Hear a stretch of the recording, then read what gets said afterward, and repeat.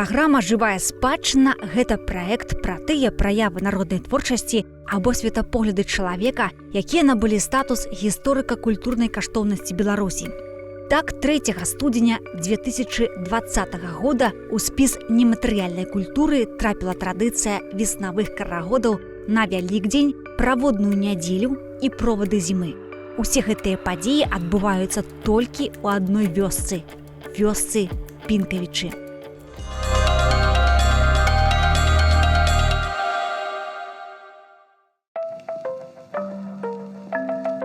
Вёска Пінкавічы ўжо даўно перастала быць вёскай. Пінск амаль паглынуў яе новымі будынкамі і звязаў з сабою гарадскімі аўтобусамі.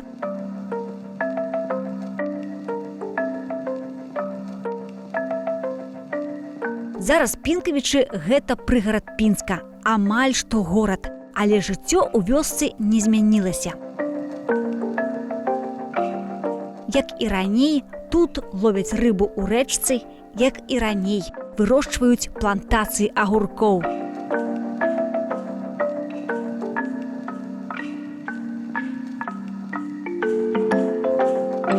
Як і раней, водзяць старыя-прыстарыя карагоды.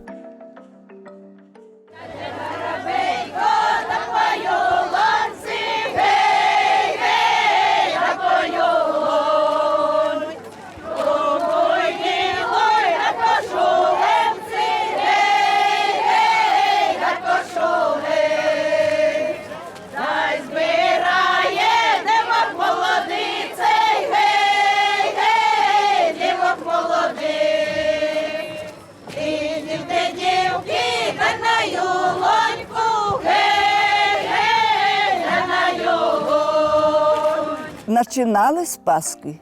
Это всегда начиналось. От пошли в церковь на другий день Пасхи, бо ж на перший день сьонучня.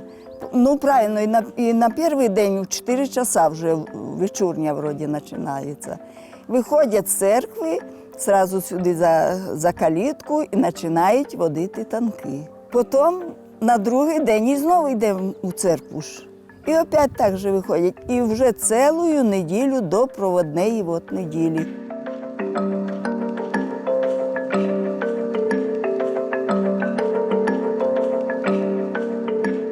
Танки.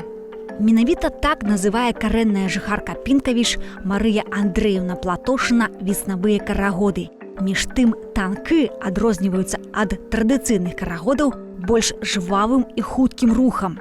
Як мы ўжо даведаліся, карагоды тут вадзілі не толькі ў першы дзень Пасхі, не толькі ў 7-й дзень пасля Пасхі, то бок у праводную нядзелю, і не толькі на 9-й дзень пасля Пасхі, падчас абраду провады зімы, а вадзілі ў Пінкавічах карагоды кожны дзень на працягу 9 дзён пасля Пасхі. 9-м днём ваджэнне карагодаў заканчвалася, зіма такім чынам выправаджалася і надыходзіла лета.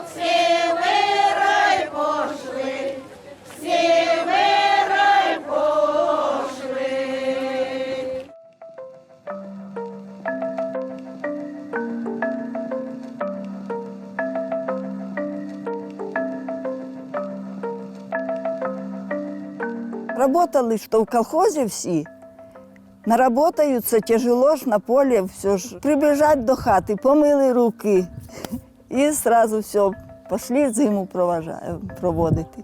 Ну і ми ж за ними, теж нам же теж інтересно. Біжимо ж за ними, біжимо.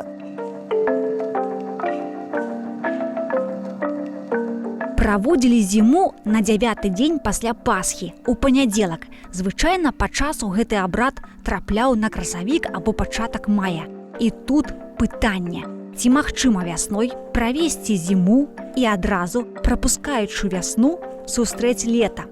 Каб знайсці адказ на гэтае пытанне, трэба адкрыць старажытны славянскі каляндар, а лепш слоўнік, дзе можна адшукаць слова «васантрас», якое мае старажытна-індыйскае паходжанне.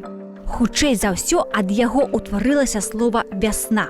Аднак у разуменні нашых продкаў вясна не азначала вясну, а вясной называўся той прамежак часу, які сёння мы называем летам. Увогуле, старажытна-славянскі каляндар налічваў не 12 месяцаў, а толькі 9. У кожным месяцы па 40 дзён. І вясна прыпадала якраз на сучасныя месяцы май, чэрвень, ліпень і жнівень. Больш таго, нашыя продкі дзялілі год не на 4 сезоны, як зараз, а на 3. Оўсень, то бок восень, зіма і вясна. Таму і атрымліваецца, што ў красавіку-маі людзі праводзілі зіму і адразу ж сустракалі лета, то бок вясну. А слова «лета» увогуле да лета не адносіцца, таму што са стараславянскай мовы перакладаецца як год. Так што жанчыны з Пінкавіч ні ў якім разе не памыляюцца, праводзячы зіму ў маі, а ў маі сустракаючы лета.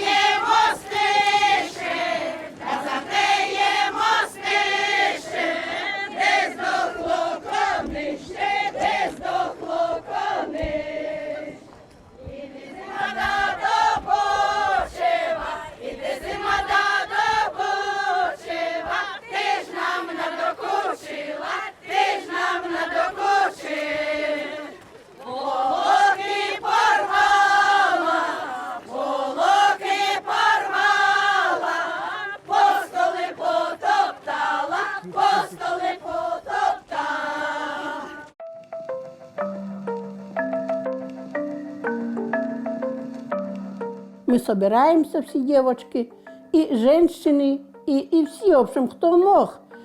И идут до креста, вводим это танка, Пасху эту всю. Собираемся, и ни у кого не получается. Лена, давай, начинай. Лена, начинай. И я всегда начинала. И я песню с начала и до конца, я всегда знала. Некоторые забывают, как там, а я начинаю, и за мною пошли все. Алена Тимофеевна Лой расказвае, як гэтыя карагоды вадзіліся ў суседняй ад Пінкавіч вёсцы Вішавічы. Алена Тимофеевна проста нарадзілася ў Вішавічах, таму і кажа, што тыя ж самыя карагоды, тыя ж самыя песні яны выконвалі і там. Толькі вось зіму праводзілі не за раку, а ў горад, у Пінск. Какие песни? И удолу пели, и калину пели, и горобейка пели, и просто сеяли. Ой, сколько их, я их не перелечу, сколько их. И от меня они пошли все. Вот и сейчас это все мои песни пели.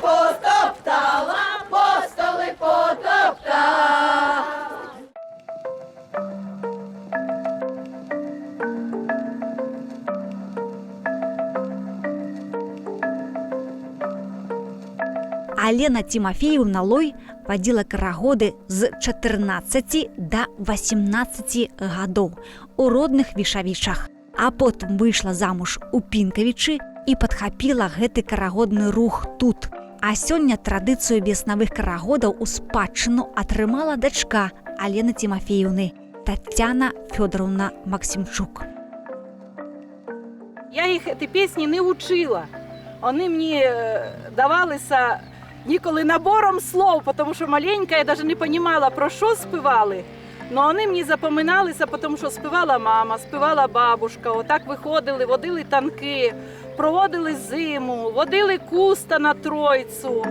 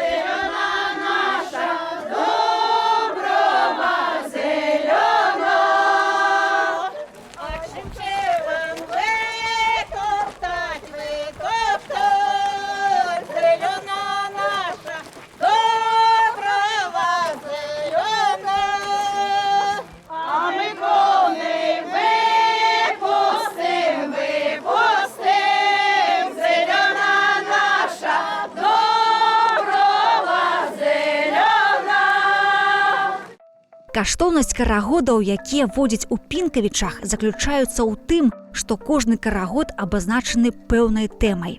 Напрыклад, калі спяваюць пра каханне, заводзяць адзін карагод. Калі спяваюць пра працу, другі. Калі спяваюць пра сям'ю, трэці. Пінкавіцкія карагоды адметны яшчэ і сваёй харэаграфіяй, то бок формай ваджэння. Жанчыны і дзяўчаты ідуць то ў адзін бок, то ў другі, то ўтвараюць круг у крузе, то дзеляць круг на 3 або на 2. Нам не надо 100 рублей, 100 рублей, только надо прекрасная девица. Пойдемо в ляска, мало нас, виберем трошку, ріку товаришку, що больна, що больна.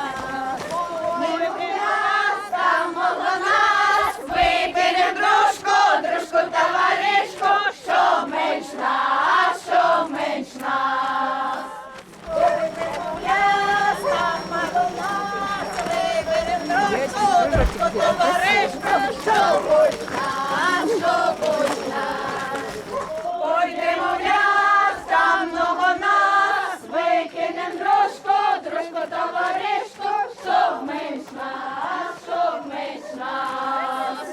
Пойдемо в ляс, там много нас, виберем дружко, товаришко, щоб больш нас.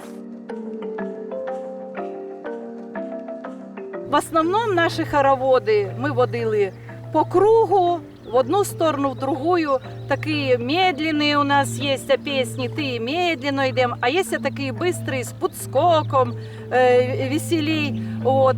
Ну, як там співаємо на 3 танка, то поділилися на 3 танка. Аднак форма ўсіх карагодаў выключна круглая, традыцыйная, архаічная, ніякіх крывых ліній або змеек, што падкрэслівае сімволіку салярнага круга, іншымі словамі сонца. Такая магія садзейнічае закліканню сонца на зямлю дзеля багатага ураджаю.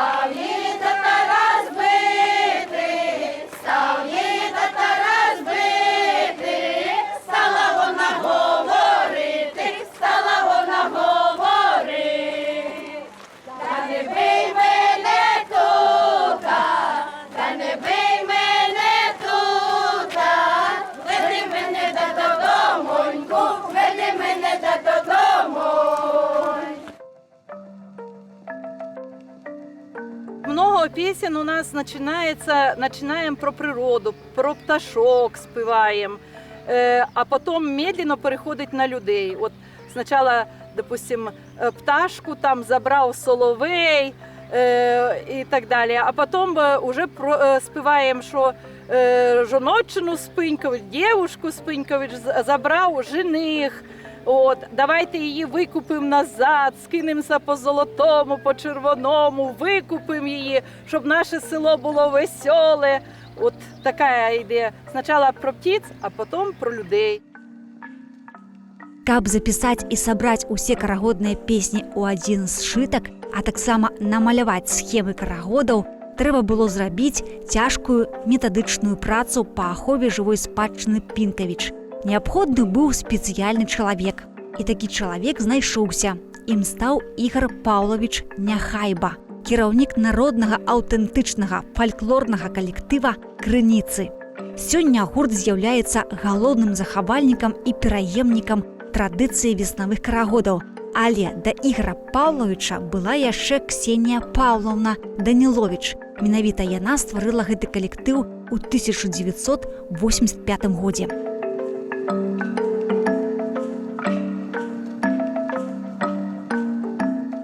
Подхожу к своему руководителю, да, говорю, ну почему ми не можемо так зробити так? Ми ж можемо теж так зробити. Да то, да сьо. Я говорю, нічого, ні то, ні сьо. Завтра пойдем собирать женщин. Все. И начали. Вечером пошли к каждой женщине, которую я знала, что может петь. И придет. Прошли всю деревню.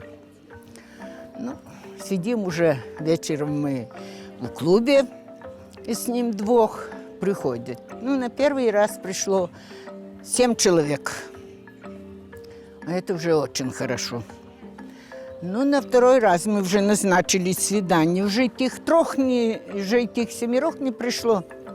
Тогда что делать? Давай мы напишем пригласительные и пошлем по почте, чтобы каждая получила и пришла на собеседование. Ну и тогда уже они пришли все. Ксенія Паўлаўна Даніловіч родам не з Пінкавіч і не з Вішавіч, а з вёскі Высокая, што таксама адсюль недалёка. Спецыяльнай музычнай адукацыі не мае, як і ўсе ўдзельніцы гурта, яна спявае на слых. У самыя лепшыя часы свайго існавання гурт налічваў 22 жанчыны, зараз 13. З былога складу засталіся толькі 2 салісткі – Марыя Платошына ды Вера Гарохава.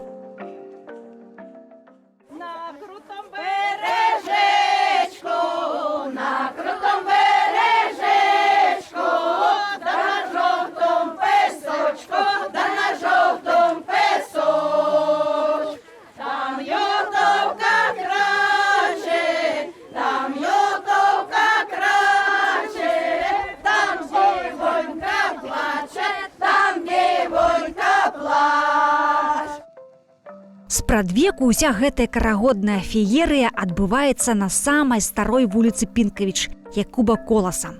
Гэтая вуліца даўжэзная, няма ёй ні канца, ні краю. Працягнулася яна ўздоўж ракі Піны. А Піна трапляе ў сваю чаргу ў Прыпяць, а Прыпяць у Днепр. А Днепр нясе свае воды да Чорнага мора. Їздили у Пінск на базар на лодках. От, на ринок там що-небудь купити, їздили на лодках. Самий головний транспорт був лодка. От. У кожного були великі лодки, маленькі чайки у нас казали. На маленькі лодочки казали чайки.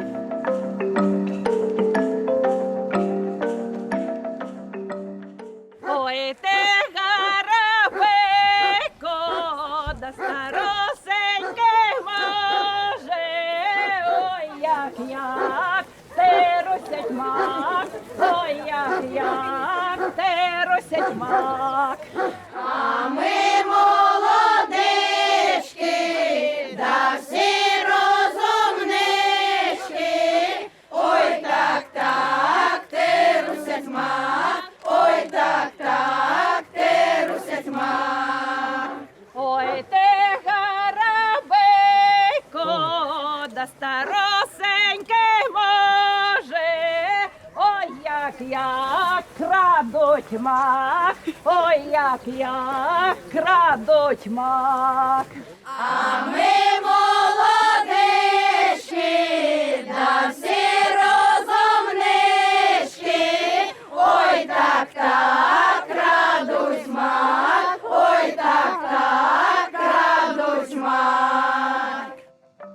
Звычайна на 9-й дзень пасля Пасхі жанчыны таксама водзяць карагоды, але паміж карагодамі іх шэсце па вуліцы пераходзіць у бег. Падчас гэтага бегу яны спяваюць толькі адну песню «Да праводимо зиму, ды загай за долину». Жанчыны бягуць і рвуць сімвалічныя путы зімы, нацягнутыя ніткі, вяроўкі або шнуры, якімі перагароджваецца вуліца. А колючою проволокою перепинали вулицю. Мама приказує, щоб що-небудь старе її одівайте, бо ж можемо порвати ж на той проволоці. Пасля ваджэння карагодаў і разрывання вяровак жанчыны і дзяўчаты выбягаюць на бераг ракі, забягаюць у ваду і вырываюць якую-небудзь расліну. Так адбываецца варажба на доўгі лён. Іншымі словамі, карагодніцы мераюцца, у каго будзе лепшы ўраджай. Пасля таго, як правялі зіму за раку, жанчыны вяртаюцца ў вёску і спяваюць ужо не веснавыя, а летнія траецкія песні.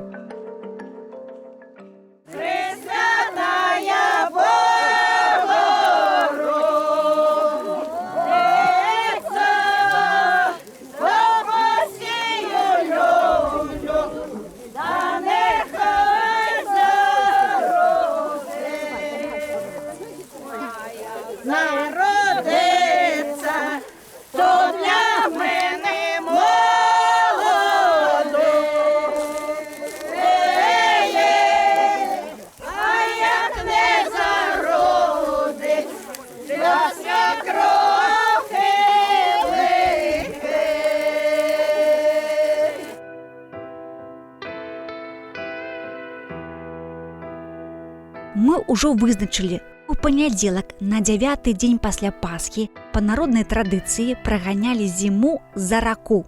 У дахрысціянскія часы людзі лічылі, што ў пэўны дзень года і ў пэўны час душы продкаў прылятаюць на зямлю, каб дапамагчы сваім родным. За дапамогу жывыя дзякавалі памерлым спецыяльнай стравай, а потым наступаў пэўны дзень і час, калі жывыя павінны былі правесці духаў з зямлі ў вырай. Такім выраем была рака, або абшар, або горад, або нейкае неабсяжнае, або невядомае далёкае геаграфічнае месца, край зямлі, напрыклад.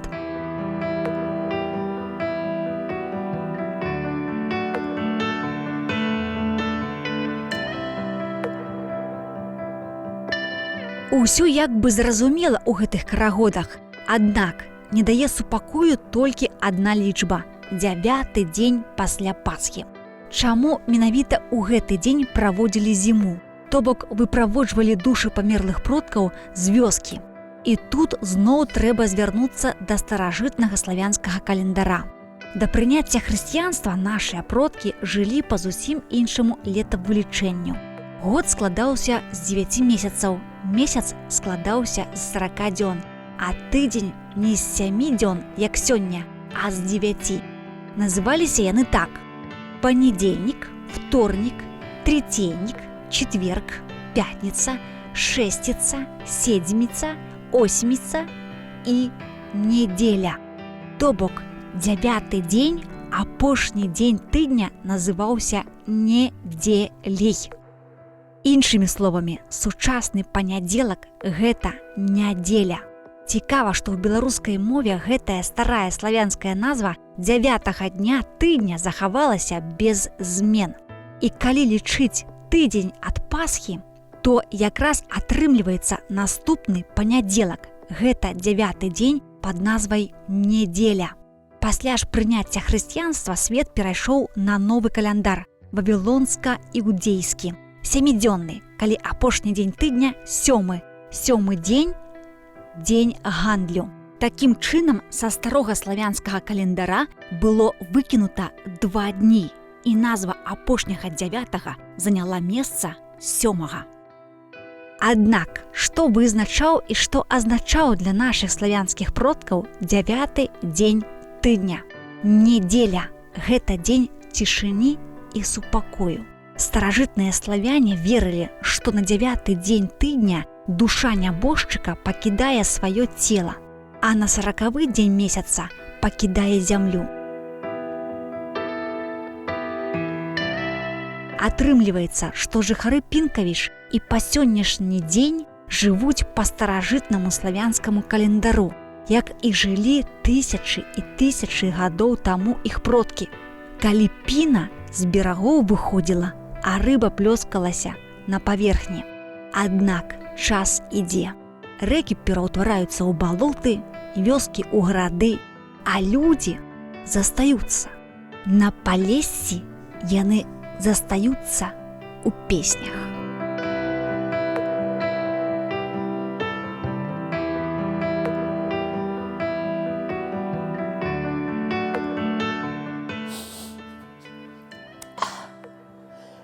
Виділа ті танки, що водили. Я, звісно, заплакала, що моя вже старость настала, що молодость моя ушла. І дуже заболіло серце, я плакала. Стояла в окошці так. Ну, коли-то мой говорив отець, каже, що любиш, не купиш, що не любиш, не продаш. Любишь это молодость, ее не купишь, а старость не любишь, ее не продашь.